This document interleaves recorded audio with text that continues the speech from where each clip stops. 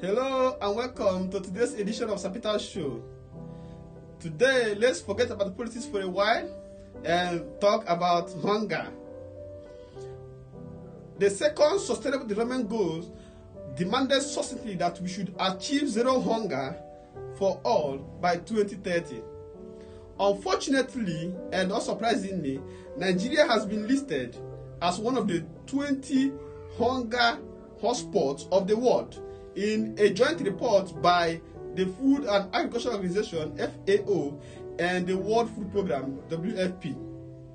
In this report released about 2 weeks ago, the highest alert level for hunger is found in these countries: Nigeria, Ethiopia, Sudan, and Yemen. These countries are at the highest alert level, and humanitarian actions are critical to prevent starvation and death of their numerous citizens. This is nauseating for a country where politicians in Nigeria charter more than 50 private jets that cost about $7,000 per hour to attend the wedding of the president's son, which consumed billions of naira to host in the first place. The story of how hunger is ravaging Nigeria is well known to all of us and can be traced to 4 major reasons. The first, actually the sordid acts of terrorists who have pushed millions of citizens to the IDP camps. Daily, millions of these IDP citizens in Borno, in Maiduguri, Yobe, Bauchi, Zamfara, Katsina, Taraba, Niger, Plateau, Sokoto struggle for food every day. Scores of them die of starvation and malnutrition in these camps. In fact, Maiduguri alone hosts about 1 million IDPs. Secondly, and sadly linked to the first one, are the act of politicians who now exploit the IDPs to make money. Every day, there is widespread hunger, malnutrition, and death of children and the aged in these IDP camps because the funds donated by local and international agencies that should be used to cater for their welfare are being stolen by Nigerian public officials. In fact, the secretary to the federal government was once indicted for misappropriation of 12 billion meant for the IDPs. Thirdly, and subtly linked to others, is the disastrous economic policy of the Buhari government. Within 7 years, the Buhari government has made Nigeria the poverty capital of the world, the world second headquarters of unemployment, and the world headquarters of out-of-school children. Today, we have more than 90 million extremely poor people. That is more than the population of Germany. We have about 23.18 million jobless people. That's close to the population of Australia.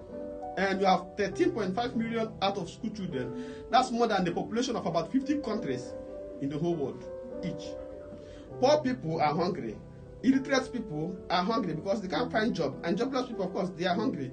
Uneducated people give birth to children who are illiterate, and the cycle continues. Fourth, and linked to this economic malfunction, is the attendant rise of inflation.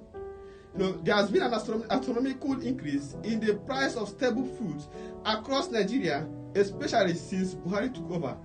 A bag of rice that normally sells for 7,000 naira when Buhari assumed office in 2015 is between 25,000 to 32,000 today, depending on the part of the country where you are, despite the numerous rice pyramid schemes and other agricultural policies that the government has claimed to be aimed in subsidizing production of rice.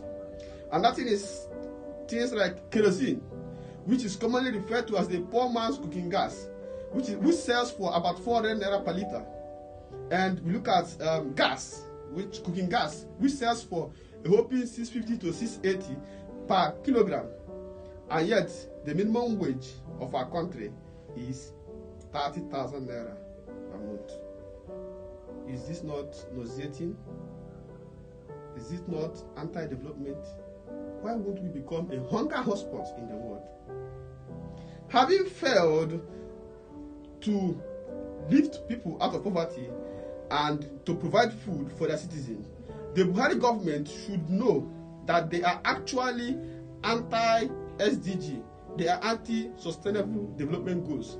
Instead of regarding us with stories of their failed social welfare programs, the Buhari government should put on their thinking caps on how they can lift Nigerians out of poverty, and the next government coming into power should bring out policies that will remove Nigeria from that 20 hunger hotspots in the world. But how are we going to solve this hunger problem? That is what we tackle in the next edition of this video. Thank you, and see you next time.